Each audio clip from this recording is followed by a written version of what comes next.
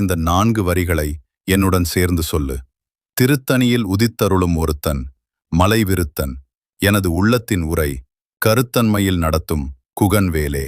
இந்த 4 வரிகள் மிகுந்த சக்தி வாய்ந்த மந்திரம்.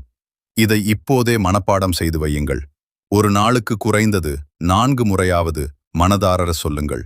உண்மையில் உங்களுக்கு முருகர் மீது பக்தி இருந்தால் கண்டிப்பாக இதை உங்கள் உள்ளத்தில் வைத்திருப்பீர்கள். வேல்மாறல் முழுவதையும் படிக்க முடியாதவர்கள் கூட இந்த 4 வரிகளை சொல்லி முருகனை அழைக்கலாம். உங்கள் கஷ்டங்களை மனதார சொல்லுங்கள். முருகப்பெருமான் கண்டிப்பாக தீர்வு தருவார்.